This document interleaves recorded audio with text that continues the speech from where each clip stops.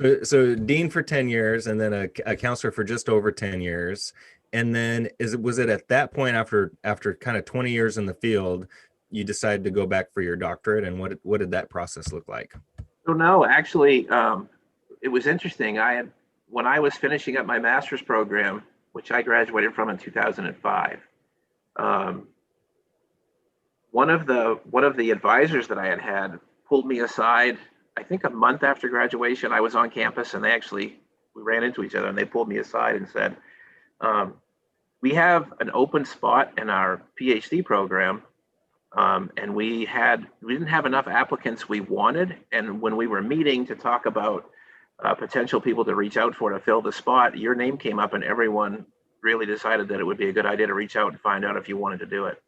So I was actually asked to join the program. Um, so Nice. It's always nice yeah, when you're recruited. yeah, yeah. Unfortunately, there was no full ride scholarship available. I still had to foot the bill, but I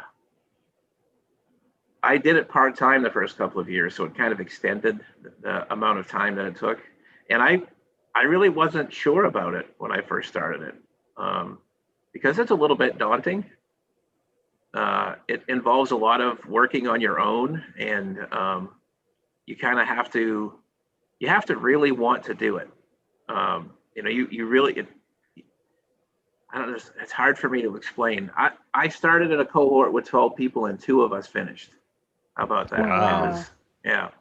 That's amazing. So as student, and we've talked about this like once on the podcast before, but kind of the idea for school, like a lot of students think like, okay, I graduate high school and then bam, it's this mad rush for college, and I'm going to be in college for 4 years, maybe a little bit more, and then I'll be done, and then I'll go into my career and be happy. But that's just not how it works sometimes. Sometimes it's like, one decade of your life, you get a degree and you try out, see what you like. And then the next decade of your life, you decide to go back and do this. And then maybe even the next decade, there's something else. But what Dr. Nate's talking about is kind of like, you have your first degree, your bachelor's degree, then you go back for your master's. That's what me and Miss Henson have. It's what's required to be a school counselor. You have to have your first degree, and then you get a second degree with all those certifications that Dr. Nate was talking about. And then you can even go one more step past that, and get your doctorate degree or your PhD, and that makes you a specialist in a certain area. So I know it's difficult to kind of maybe articulate what led you to even go one more step further for the doctorate. But if a student is thinking about that in the future down the road, what are some things they should consider to say, I don't want to just be qualified to do a job, but I want to be a doctor, have a doctorate in this field. What are some things they should consider? I would just say one thing from my perspective in terms of my experience, and that is that like I chose to take that opportunity because I discovered through my initial experience at the charter school in my first job that I had a passion for education, and I really believed in trying to help students in any way possible, and that to me it felt like that would give me even more of an opportunity to pursue that passion.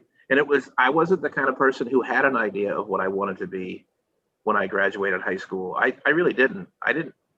I had friends around me who they were very clear in what they wanted to do, in a career, and I didn't. So it kind of found me, that this whole kind of passion for education and for my job. But it's interesting to follow up on what you said, Josh. A lot of my friends who had that clarity ended up changing careers multiple times because life changed or they found something else they liked. And so I think it's really, really significant and very lucky if you can find what you're passionate about in life, right? And that happens in so many different ways, and it happens at different times for everyone. If you'd have asked me at 25 what I was passionate about, I probably would have said, Nikes. But a few years later, you asked me what I'm passionate about, and I could clearly say education, working with students. I really love it. And motorcycles.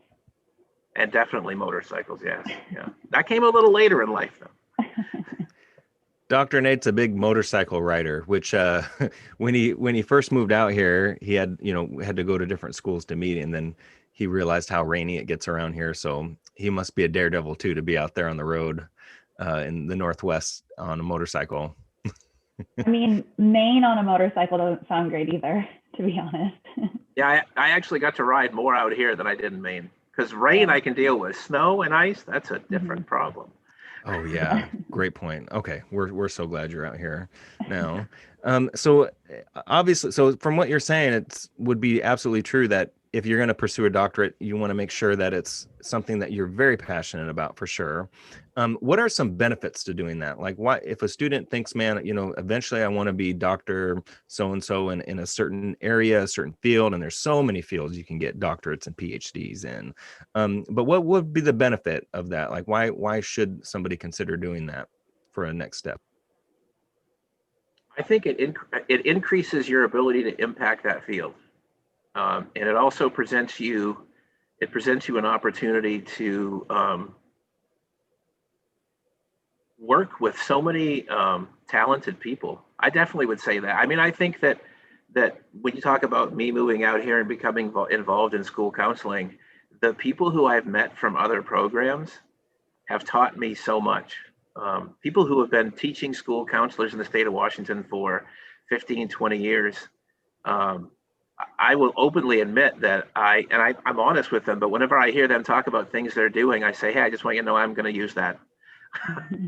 But I think that it provides a lot more opportunity in terms of what you might want to do with the degree. I think when you have a doctorate, you have more options, and so for me that was exciting, because I think that what the other part of my career trajectory for me is I kind of like to be challenged, and I like things to be different.